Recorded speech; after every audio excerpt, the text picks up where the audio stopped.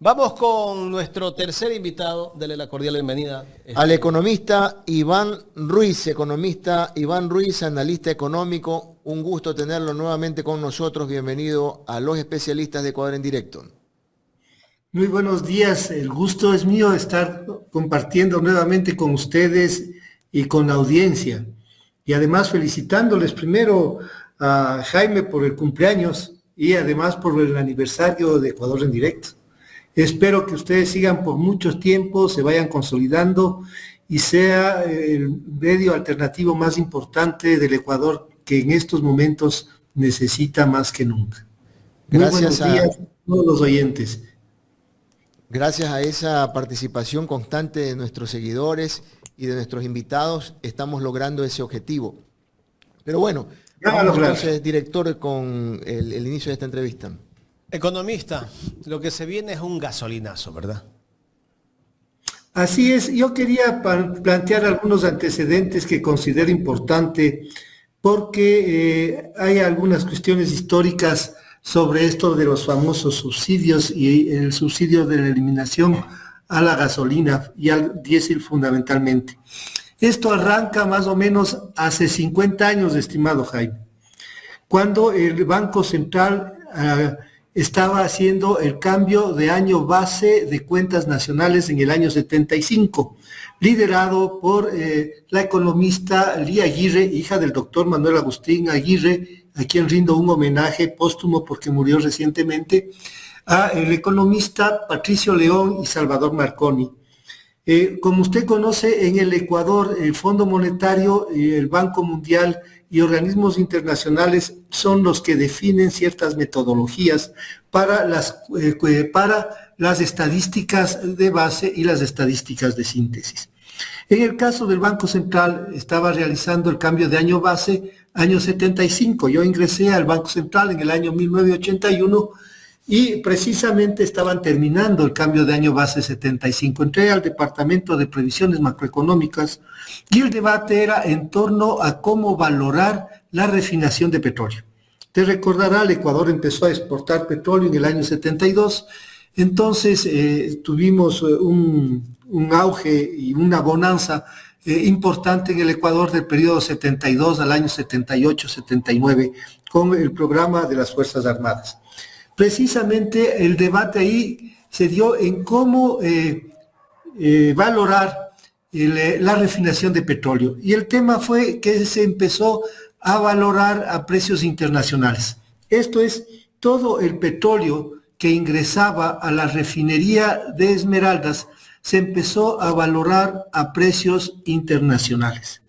Sí, el costo de producción del Ecuador, por ejemplo, de un barril de petróleo debe estar entre 15 y 20 dólares el barril. Sin embargo, lo que se valoraba era el precio internacional que estaba, o que debe estar ahora, entre 75 y 85 dólares el barril. ¿Qué fenómeno producía eso, estimado Jaime?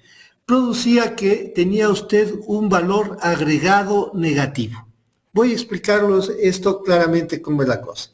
Tenemos un valor de la producción, por ejemplo, de 100. En esa producción de 100 tenemos un consumo intermedio que tiene que ver las materias primas y los insumos que se requiere para transformar ese petróleo en gasolina, diésel o kerx. Pero esas materias primas se está valorando a un precio internacional que, por ejemplo, es de 700. Entonces, usted tiene un valor agregado negativo, de menos 600. Lo que no es cierto, es una cuestión solamente contable. Ese fue el tema para que después se empiece a manejar que hay subsidio a la gasolina en el Ecuador. Efectivamente, eso implicó, y había objetivos atrás de eso, y le voy a contar el objetivo fundamental, que era la privatización de la refinería. Decían, y le quisieron sorprender a Lucio Gutiérrez en el año 2003 con el manejo contable de la refinación de petróleo. ¿Cómo fue esto? El director general de estudios de ese entonces del Banco Central muy cercano a la democracia popular, fue donde Lucio Gutiérrez y le dijo: tenemos un valor agregado de menos 6,000 millones de dólares y el Ecuador está perdiendo 6,000 millones de dólares, por lo que se precisa privatizar la refinería de Esmeraldas. Lamentablemente, felizmente no lograron privatizar, porque en ese entonces estaban los marinos en Petroecuador y estaba Víctor Hugo Gijón en el Consejo de Administración de Petroecuador, que conocía el tema metodológico, que manejaba cuentas nacionales en lo que respecta a la refinación de petróleo. Se paró. El objetivo efectivamente es la privatización de la refinería de Esmeraldas. Eso es lo que persiguen, no de ahora, desde hace muchos años, y avalado con la metodología impuesta por los organismos internacionales, particularmente por el Fondo Monetario Internacional. ¿Qué quiero decir con esto? Que efectivamente hasta el año 2021 no había subsidios a la gasolina. En el año 2022 y 2023 hay un subsidio, pero no en las dimensiones que señalan, de 3,000 millones, 4,000 millones, hasta 8,000 millones. El subsidio en el año 2022 estuvo en alrededor de 600 millones de dólares y en el 2023 en alrededor de 250 millones de dólares. Pero también quiero complementar algunos aspectos que son centrales y que vale la pena que los amigos oyentes conozcan. En el caso del subsidio, los beneficiarios efectivamente son los deciles más altos de la población, en lo que se refiere a gasolina y combustibles para el transporte personal. Estaba revisando la encuesta de ingresos y gastos del año 2011-2012, en la que usted ve que el decil 7, 8, 9 y 10, es decir, el más alto de la población, recibe el 80% del subsidio. El decil 1, 2, 3, los más pobres, reciben el 6%. Y el decil, los otros deciles reciben el resto. Entonces, ahí hay que un poco mirar cuáles han sido los más beneficiarios del subsidio en los últimos 30 años al menos. Eso para darles a conocer a nuestros amigos oyentes un dato que es importante en lo referente a la encuesta de ingresos y gastos. Ahora, el impacto que va a tener es más o menos más fuerte que el incremento del IVA, que fue del 12 al 15%. Es decir, va a haber una... esto desencadena un paquetazo. Por supuesto, porque va acompañado del incremento del IVA, el incremento de la gasolina, el incremento de transportes, y ya se estaba desacelerando la economía ecuatoriana desde el año anterior. Es decir, usted ve que la primera estimación del Fondo Monetario Internacional y del Banco Central del crecimiento de la economía para el año 2024 se estimaba en 1.8%. Después se bajó al 1%. Y últimamente, en mayo del presente año, las estimaciones son del 0.1%, cero de crecimiento. Y le apuesto, porque yo trabajé en el Departamento de Previsiones Macroeconómicas del Banco Central por más de 15 años, que en la próxima estimación va a haber un decrecimiento entre -1 y -2 de la economía ecuatoriana. Es decir, va a ser la economía... una de las economías que va a tener decrecimiento en el año 2024 en América Latina. Primero Argentina y Haití, con decrecimientos en el orden del 3 al 5%, y luego el Ecuador. Es decir, estamos a la cola de la decrecimiento de la economía en América Latina en el presente año. Y el impacto que va a tener en inflación, que probablemente no se refleje, porque le estaba escuchando el precio de la libra. Sí, dígame. ¿Qué productos subirían con este aumento? Aunque va a ser de manera progresiva. ¿El aumento cómo se va a ir dando en todos los productos? ¿O tal vez mensualmente o cada 2 meses veremos variaciones de precios?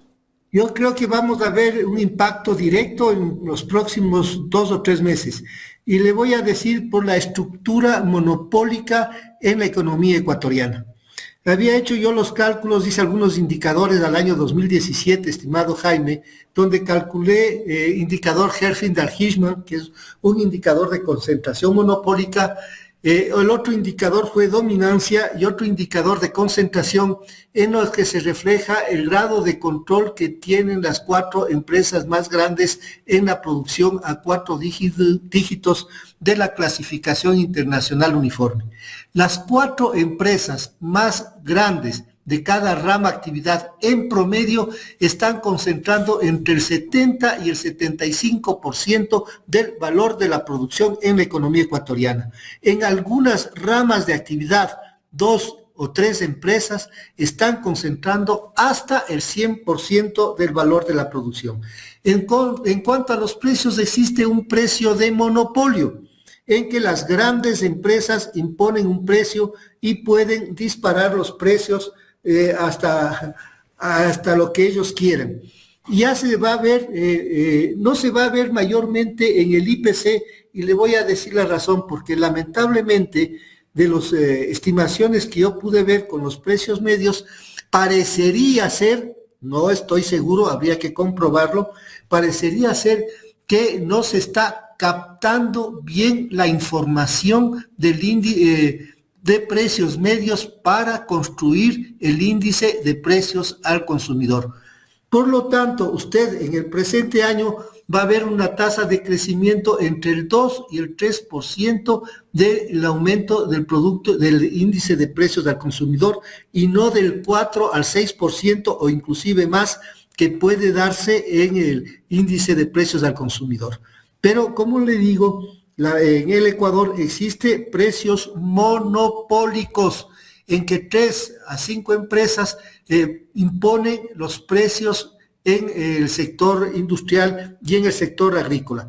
En el sector agrícola difiere un poco por los canales de comercialización, en que pueden duplicar y hasta triplicar el valor de los precios de algunos productos alimenticios, agravado con los problemas que se están presentando en la Sierra Centro, en la Sierra Sur, por las lluvias, y en el caso de la provincia de Tungurahua, de Chimborazo, en que son productoras importantes de hortalizas, legumbres y frutas.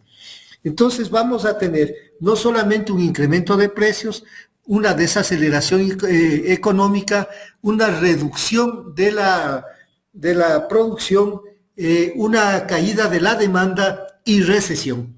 Y muy probablemente terminemos el año con una caída entre -2 y -3% del Producto Interno Bruto. Pero adicionalmente también van a aumentar la cantidad de pobres y de indigentes en el Ecuador. Según datos del economista Flores, y me refiero a los datos que dio recientemente Marco Flores, en el Ecuador de 17 millones de habitantes hay 7 millones de pobres, 5 millones de ecuatorianos que viven con $3 diarios y 2 millones de ecuatorianos que viven con $1.70 diarios, cuando la canasta básica está en el orden de los 750 y $800. Pero adicionalmente a los datos del economista Flores, tenemos que el 38% de los niños tienen desnutrición infantil. En contraposición a esto, yo voy a permitirme dar un par de datos que son lacerantes. 265 ecuatorianos tienen alrededor de 30,000 millones de dólares depositados en la banca suiza. Más o menos 10,000 ecuatorianos controlan el 70% del Producto Interno Bruto. Y estaba viendo, para que ustedes tengan una idea de la concentración de la riqueza que existe en el Ecuador, el precio promedio de la vivienda en San Borondón está entre 2 y 4 millones de dólares, Con ese nivel de concentración de la riqueza y esa situación de extrema pobreza en la que vive la mayoría de los ecuatorianos, lanzar un incremento del IVA, lanzar el incremento de los combustibles, es un verdadero crimen. Y el Ecuador como que no ha aprendido la lección de la historia, estimados. El Ecuador ha firmado 23 cartas de intención con el Fondo Monetario Internacional desde los años 60. En el periodo 60-72 se firmaron 9 cartas de intención y prácticamente vivimos un periodo de inestabilidad permanente con tasas de crecimiento de la economía de menos del 2%. En el periodo 72-81, en que el Ecuador no firmó ni una carta de intención con el Fondo Monetario Internacional, no aplicó ningún plan de estabilización. La tasa de crecimiento del Ecuador promedio en ese periodo estuvo superior al 5% anual. Y vino el boom petrolero y hubo una transformación radical de la economía ecuatoriana. A partir del año 81 hasta el año 2003 se firman 9 cartas de intención con el Fondo Monetario y volvemos a los planes de estabilización, a las políticas de ajuste, y la tasa de crecimiento promedio de la economía fue de menos del 2%. El precio del dólar subió de $25, 25 sucres por dólar, a 25,000, para que los ecuatorianos tengan una idea de las implicaciones de las políticas del fondo.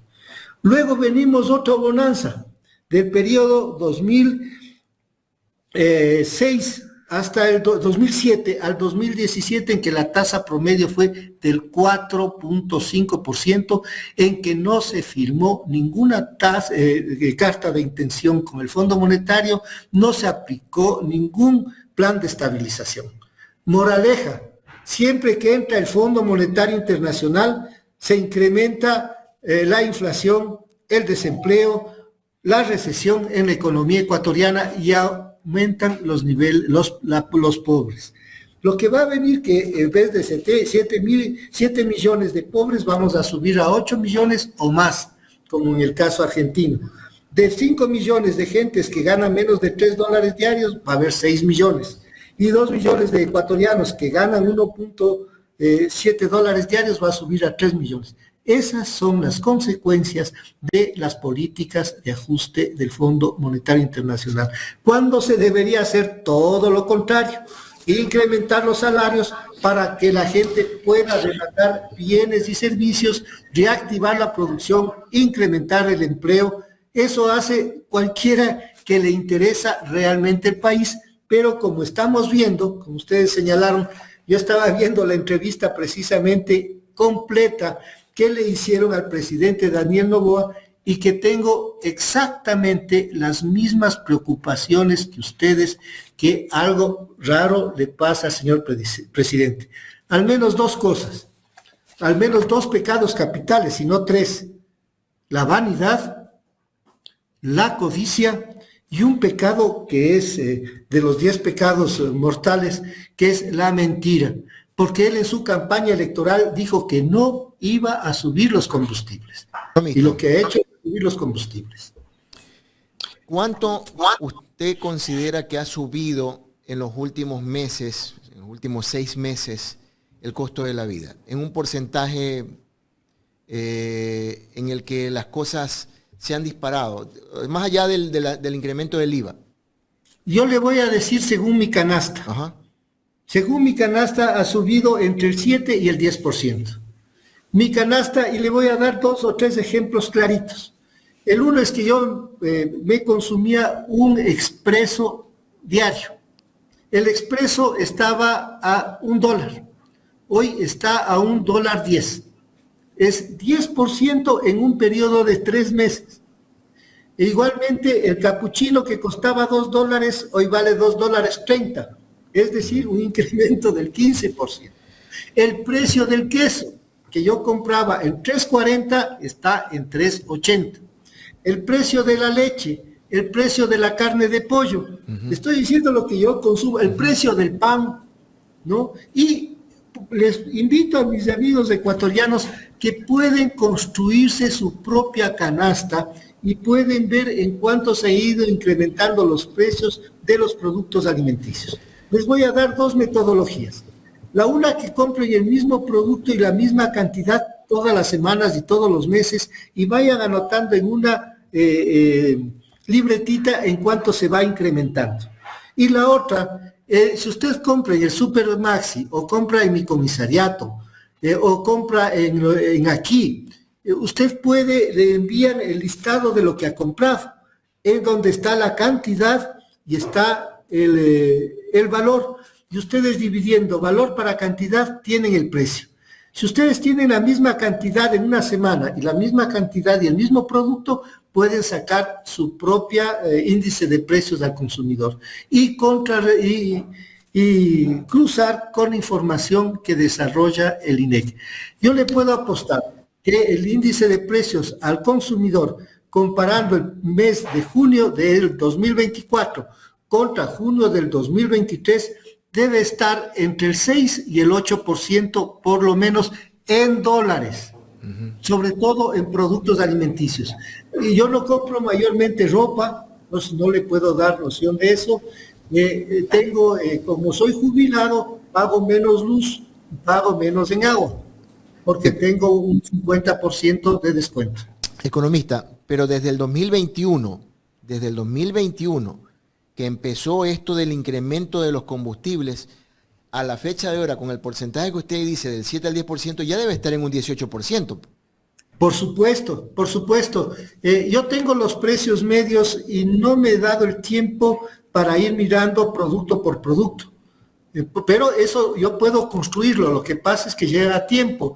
Los precios medios es la información que recaba el INEC semanalmente, diariamente, y con eso usted tiene una ponderación, un peso en la canasta y elabora el índice de precios al consumidor. Uh-huh. Generalmente la metodología del INEC es bastante buena, pero me he dado cuenta que hay algo extraño, sobre todo en algunos productos sensibles, como por ejemplo el pan. Y yo quise hacer un ejercicio porque el trigo subió en más del 270% en 5 años. El pan debió haber subido porque es el principal insumo para poder producir pan. Usted tiene el trigo, tiene la harina del trigo y con eso usted está produciendo el pan. Sin embargo, no se reflejaba en el índice de precios al consumidor, en el precio medio del pan, en que no había subido los precios en 4 o 5 años. Eso me llamó la atención. Yo dije, aquí está pasando algo raro, o hay problemas en la ponderación, o no se está captando bien información, y espero que no haya manipulación en la información, porque eso sí me preocuparía, porque yo conozco a la gente del INEC, trabajé de cerca con la gente del INEC, igual que con la gente del Banco Central, y conozco a sus técnicos, sus capacidades, y tengo confianza en ellos. Pero cuando hay decisiones políticas, usted no sabe qué es lo que pueda suceder. Economista, a ver, entonces, en relación a esto, ¿no? Por eso venía un poco mi pregunta de conocer cuánto porcentaje está subiendo el costo de la vida con todos estos movimientos que han hecho el anterior gobierno y el actual gobierno. Pero aquí hay algo más importante. No es que están eliminando el subsidio del combustible. Lo que están haciendo es subiendo el valor del combustible. Lo que Así significa que en el próximo gobierno o la final del mismo gobierno va a decir, no, es que todavía seguimos subsidiando y van a volver a seguir subiendo el combustible hasta lograr equipararlo con los valores internacionales. Mejor dicho, con los valores que cobran en Estados Unidos. Pero la relación es diferente porque en Estados Unidos el sueldo básico en Estados Unidos no es igual que el nuestro en primer lugar, ¿ya? Y en segundo, la carestía de la vida en Estados Unidos es totalmente diferente a la nuestra. Entonces, finalmente, ¿qué es más conveniente? ¿Que le suban el precio cada vez que le da la gana o que ya se elimine el subsidio de una buena vez del combustible? Bueno, yo soy de la idea de que en cuanto a lo de subsidios sí debe focalizarse. Es decir, los carros de más 2.000 centímetros cúbicos deben pagar lo que corresponde. Y es que no hay subsidio, estimado no hay subsidio. No, el tema es el debate. Pero si se quiere incrementar el precio de los combustibles, que se incremente al estrato más alto, al estrato 7, 8, 9 y 10, y que se siga manteniendo el mismo precio para el transporte, para los taxistas, que se siga manteniendo para los vehículos con un cilindraje inferior a los 1.800 centímetros cúbicos. Porque hay gente, por ejemplo, en el caso de Quito, que vive en Cumbayá y que tiene 3 carros Toyota de los grandes, y que esos carros Toyota están gastando $250 de gasolina al mes, y son los más beneficiarios del subsidio, o entre comillas subsidio, mientras otra gente que vive en Calderón y que tiene un solo carro de 1.400, 1.600 centímetros cúbicos que se moviliza a su trabajo, está complicada si se le incrementan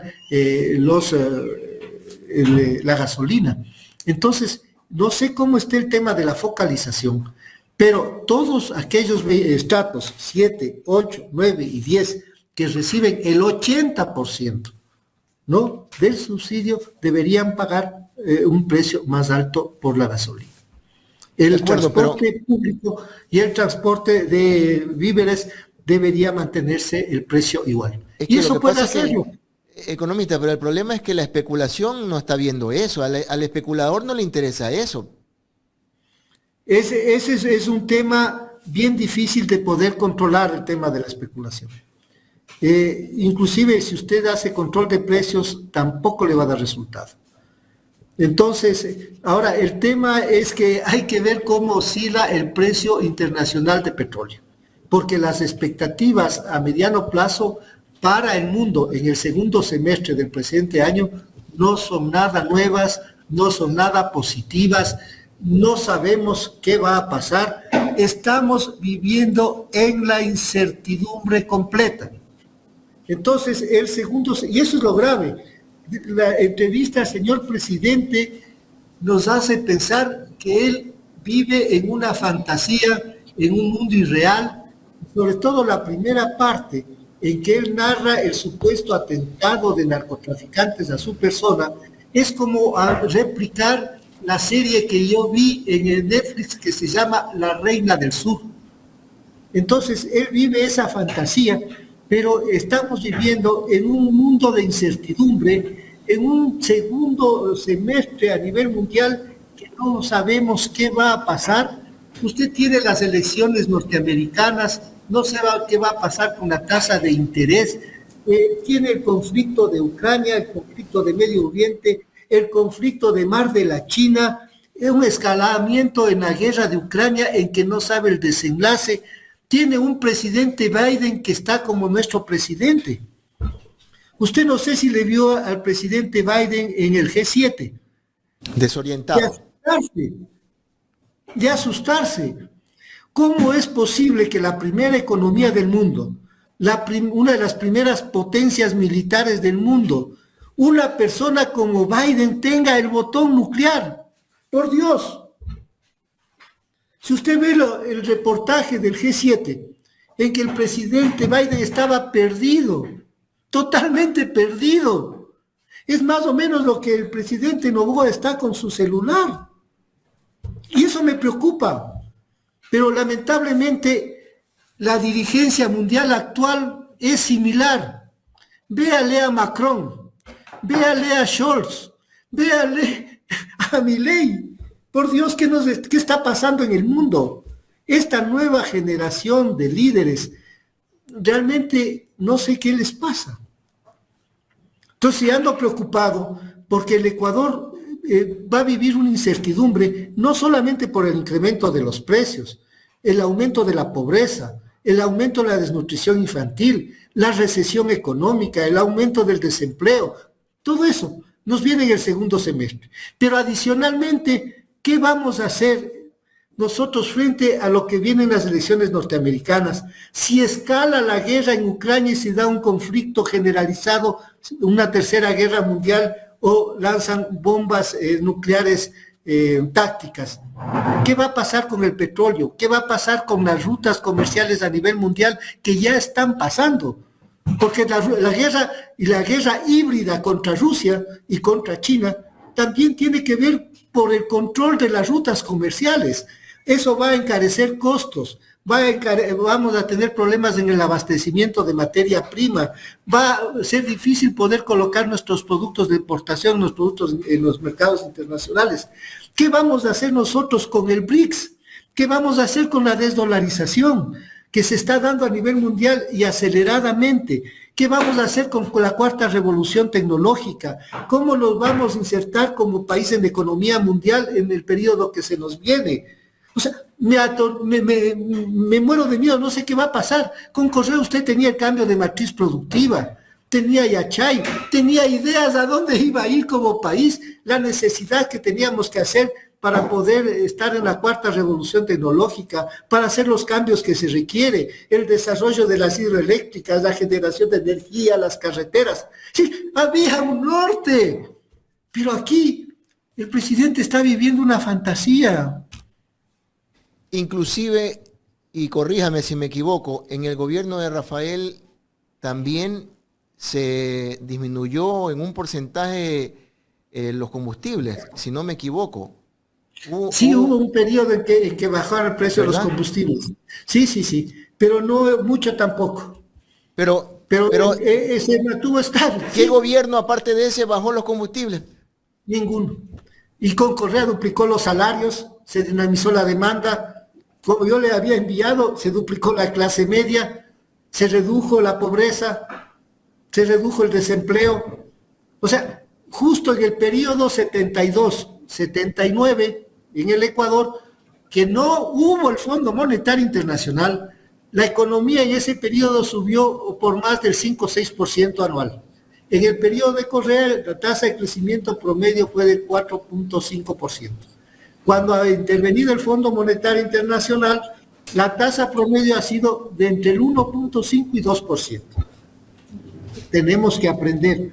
Y la receta del fondo, estimado, no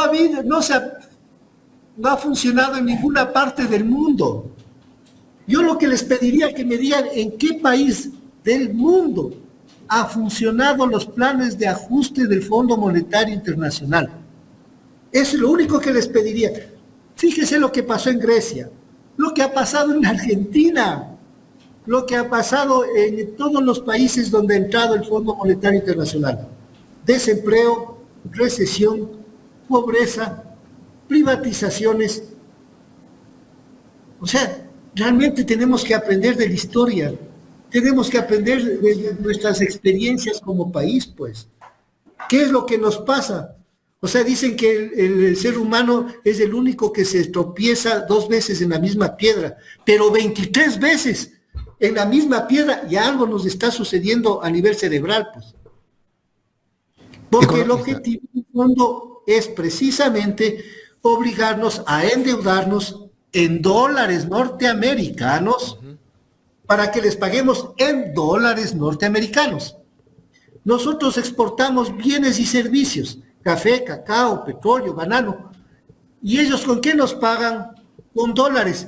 ¿Cuánto le cuesta la emisión de $1? Si tienen la maquinita para poder emitir dólares.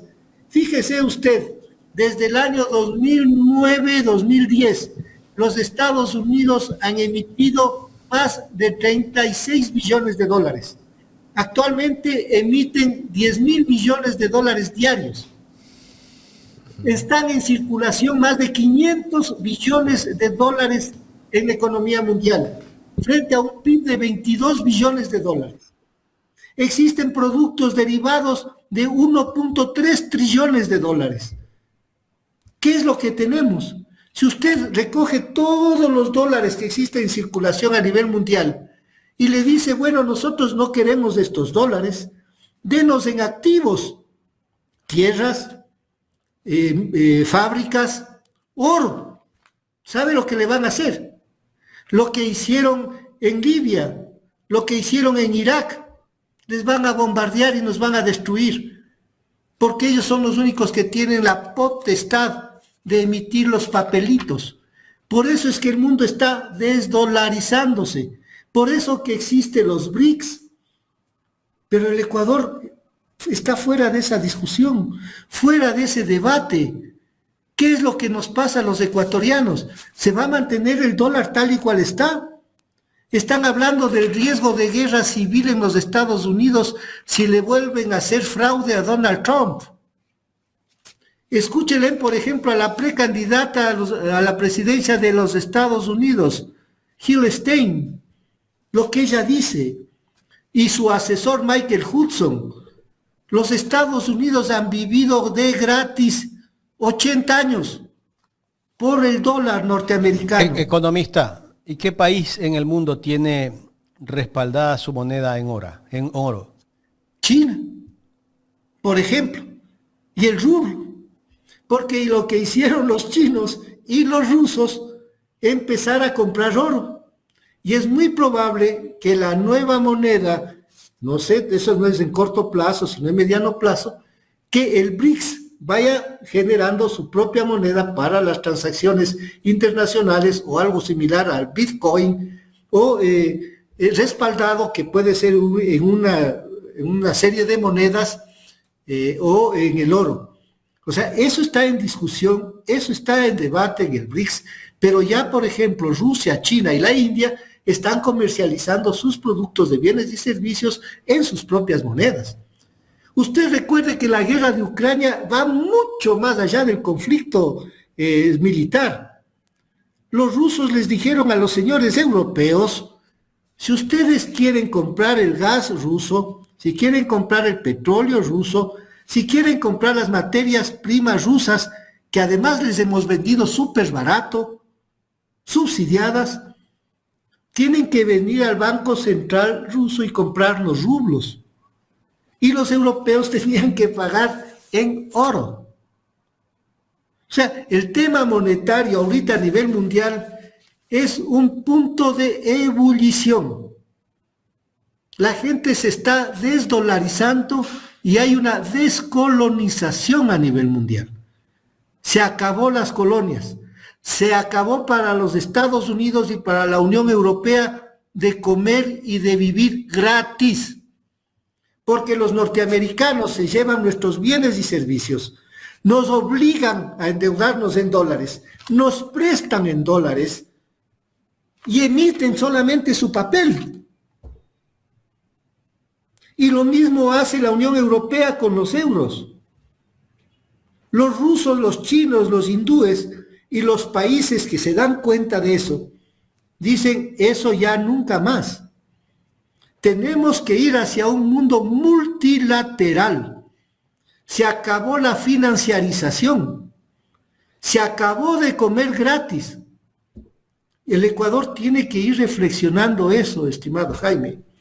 Es fundamental entrar en ese debate, en el debate de los BRICS, en el debate de la desdolarización, el debate de la cuarta revolución tecnológica, el debate de la automatización, el debate del 5G y del 6G. Eso, el debate del gran reinicio y el debate sobre lo que está pasando en las rutas comerciales a nivel mundial. Porque si no estamos fuera en el siglo XX, ya mismo. Economista, ya mismo estamos fuera. Economista, quiere decir que cuando Estados Unidos necesita dinero, no tiene que irlo a buscar, simplemente pone a funcionar la impresora o la imprenta. Exacto. Eso es lo que ha hecho. Y eso es lo que hace.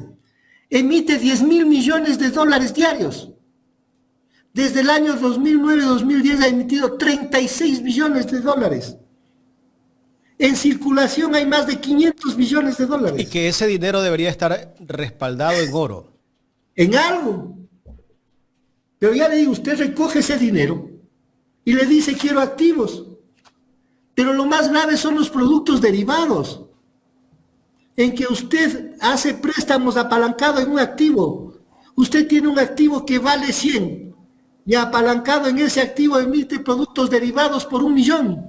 Eso es más o menos como cuando Ecuador imprimía billetes, ¿no? Más o menos, porque teníamos la potestad.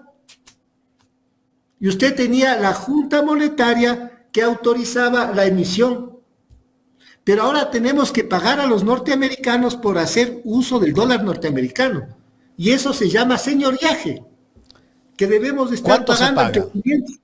Yo calculo entre 500 y 550 millones de dólares anuales. Por el uso de la moneda. Por el uso, por la potestad de uso del dólar. Eso se llama señoriaje. No es que nos dan de gratis.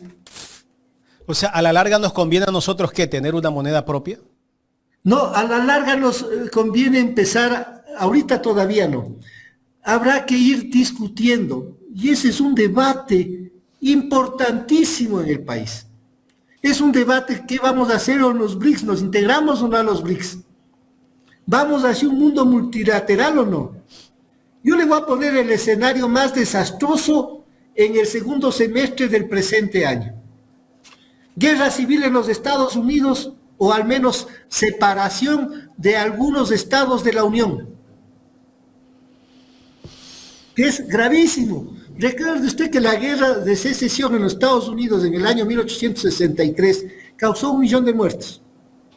Que los estadounidenses es una población armada, más de 360 millones de armas tiene la gente. Supóngase que se generaliza el conflicto ucraniano, que es muy probable por las declaraciones que ha hecho gente como el chico Rothschild, el chico Macron, que quiere otra vez invadir Rusia, ¿no? Scholz, la señora europea que quiere la guerra, y que se dé un conflicto de una guerra táctica en Europa, que no va a ser ni como la Primera ni como la Segunda Guerra Mundial, que se generalice el conflicto en Medio Oriente, que se generalice el conflicto en el sudeste de Asia, en el mar de China, y que se bloqueen las rutas comerciales. ¿Qué va a decir nuestro señor presidente? ¿Qué va a hacer el Ecuador cuando no podamos exportar café, cacao, banano, petróleo, camarones, flores, y se dé ese conflicto y esta conflagración mundial? De miedo. Usted póngase a pensar lo que significó la Primera Guerra Mundial, la crisis del 29 y la Segunda Guerra Mundial para el Ecuador. Entonces nadie está discutiendo, es más, los medios ni siquiera hablan de esos temas, porque no les importa. Pero es clave entrar a debatir sobre todo sobre el BRICS, sobre la desdolarización. Son temas cruciales. Economista, me quiero saltar un poco del tema económico. Usted también maneja muchos temas internacionales de geopolítica. ¿Qué lectura darle a esa visita que hace Putin a Corea del Norte? Es una visita estratégica. O sea, ya hay un bloque, es Oriente contra Occidente. Y eso es histórico, estimado Jaime. Eso es histórico de más o menos 1000 años. Usted recuerde que durante 1000 años siempre ha habido el conflicto entre Oriente y Occidente. Y sobre todo Rusia, que ha estado enclavada entre Oriente y Occidente. En Oriente los rusos fueron atacados en el siglo 1100, 1200 por los mongoles, y por el oeste por los vikingos, ¿no? Entonces tuvo que enfrentar eso Rusia, y ahora tiene que enfrentar Rusia a todo Occidente colectivo. El tema de Rusia es el objetivo de Occidente con respecto a Rusia es apropiarse de los recursos naturales rusos. Recuerde usted que Rusia en 1917 tenía 150 millones de habitantes. En el año 2024 Rusia tiene 150 millones de habitantes. Tasa promedio de la población en más de cerca de 100 años, 0. Pero una extensión de 18 millones de kilómetros cuadrados, con 9 usos horarios, con más de 250 dialectos, mientras Europa tiene 4.5 millones de kilómetros cuadrados, con una población de 450 millones de habitantes, con 60 millones de migrantes, agotados sus recursos naturales. Europa ha vivido de gratis y del saqueo de América Latina, de Asia y de África. Y sigue viviendo de eso. Entonces, el tema del tema de Oriente y Occidente es que en Occidente manejó el Imperio Romano. Hasta el año 472 hubo estabilidad por Roma, pero después viene el caos hasta el año 1642-48 de la Paz de Westfalia. Oriente no, Oriente es diferente. China fue un imperio hace 4000 años, cuando Occidente todavía eran pueblos salvajes. Entonces, esa división del mundo en dos, Oriente y Occidente, se está reflejando entre un mundo multilateral y un mundo global. El Occidente plantea todo lo que es el gran reinicio y la Agenda 2030. Y Oriente plantea un mundo multilateral, los BRICS, un mundo diferente, organismos diferentes a Naciones Unidas, a la Organización Mundial de la Salud, a la OTAN, etc. O sea, el tema ese que aquí no discutimos nos va a impactar, porque países como Colombia ya quieren entrar al BRICS. Economista, un fiel seguidor de este espacio, Omar Novoa, me dice que le consulte por qué Arabia Saudita terminó el contrato en petrodólares que tenía. Fíjese usted, esa es una gran pregunta. El dólar estuvo amparado por la producción petrolera de Arabia Saudita. Y Arabia Saudita dice, no, me voy con los BRICS. Eso es lo importante de los cambios que se están operando a nivel mundial. Entonces, nosotros como país tan pequeño, 17 millones de habitantes, 120 mil millones de dólares de Producto Interno Bruto, la tercera parte de la fortuna de Elon Musk. Ese es el PIB del Ecuador. Tenemos que pensar todo eso a nivel estratégico para garantizar la salud, educación, alimentación y vivienda para nuestra población. Eso es lo que debe pensar un estadista y no estar en el teléfono celular, en las redes sociales. Haciendo TikTok. No sé qué estoy haciendo. Economista. Yo solo le digo lo que leí aquí. Economista, ¿a dónde nos quiere llevar este gobierno de Daniel Noboa? Que ya le quedan meses nada más. Pero bueno, él como que quiere seguir en el poder, ¿no? Pero con todas las cosas que está haciendo, estas meteduras de pata, esas declaraciones que ha dado a un medio estadounidense, menos mal que es estadounidense, porque si fuera de otro país dijera que es de izquierda. Pero ya por ahí deben estar los seguidores de Noboa diciendo que ese periodista es correísta o seguramente de alguna tendencia de izquierda, seguro. Y que también ese medio tiene tendencia de izquierda. Para descalificar ese reportaje que se ha hecho, ¿no? Bueno, yo lo único que pido es que el señor presidente, luego de esas declaraciones, mida un poco las consecuencias de sus actos, medite, reflexione, se concentre en el país y en el futuro de este país. Es el llamado que le puedo hacer, porque tiene que dar un salto cualitativo, por el bien de él, por el bien de su familia y por el bien del país. Entonces, y si no quiere gobernar, pues no gobierne.